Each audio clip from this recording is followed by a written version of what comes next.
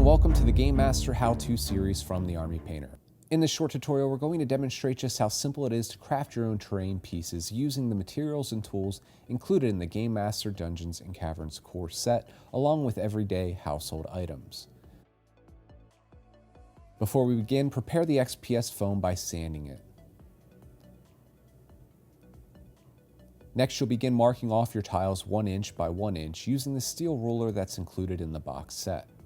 Using the scenery knife, you'll begin scoring the tile lines. It's important that you just slightly score the foam and not cut all the way through. You'll find out why in later steps.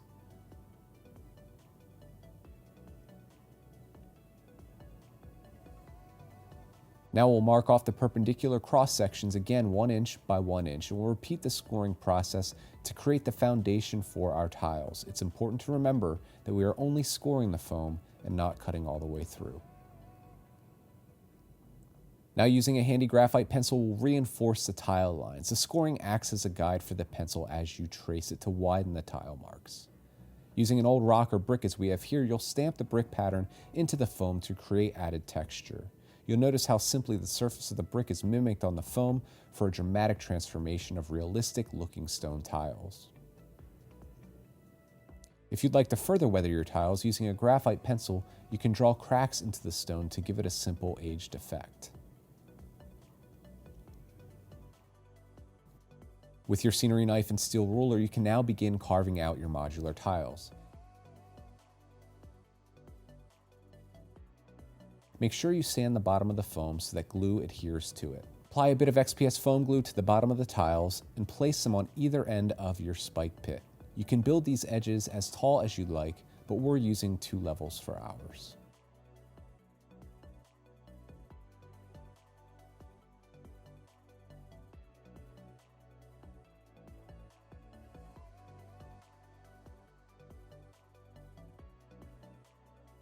With the Army Painter side cutter and some cocktail sticks, we'll begin fashioning our spikes. Cut your cocktail sticks to your preferred length. The longer, the more lethal. Using a fresh cocktail stick, you can create pilot holes for your spikes.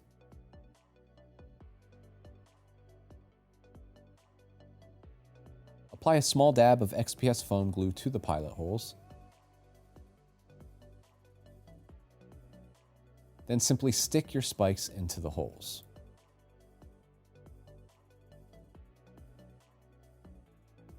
You can now begin to add even more realistic texture to them. Start by applying our XPS foam glue in random spots on the tile. Using the wash brush, spread out the glue to the shape that you desire.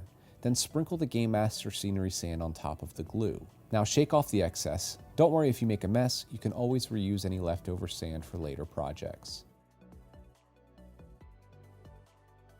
In a well-ventilated area, give your dungeons and subterranean spray primer a good shake and begin applying a smooth, even coat.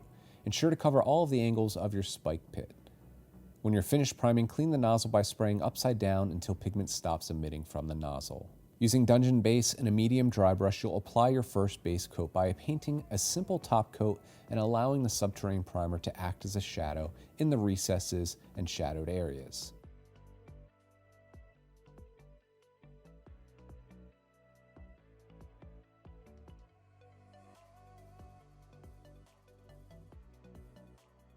Next, we'll apply a dry brush of dungeon highlights. Begin by applying a bit of the paint to the bristles, then wipe off any excess onto a towel.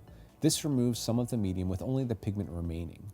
You'll then lightly flick the bristles across the raised areas on the tile to pick out the highlights. You'll follow the same technique with dungeon effects, this time being more conservative with your application by only applying it to the most extreme hard edges.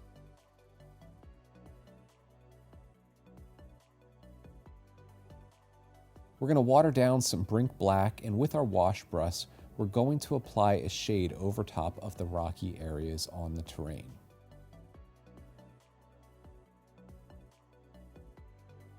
With Cavern Base, we're going to lightly dry brush those rocky outcrops. Do your best here to not paint over any of the gray tiles.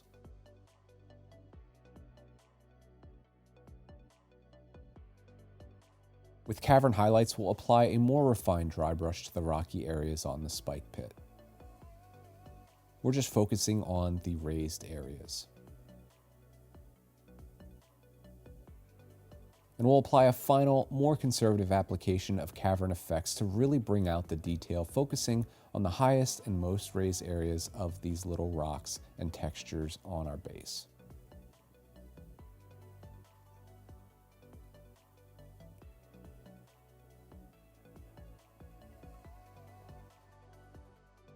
Add some subterranean wash to your palette and using the wash brush, begin feathering in this color randomly around the stones and other parts of the tiles to create an aged and mossy effect.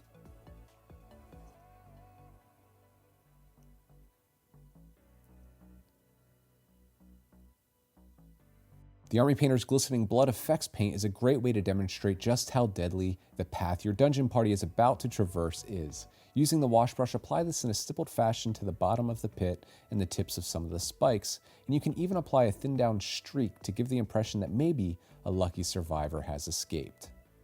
With a bit of XPS foam glue, our dungeon toughs, and a tweezer from the Army Painter tool range, we'll begin applying some foliage to our tiles in random areas. And in just a few steps, your spike pit is complete.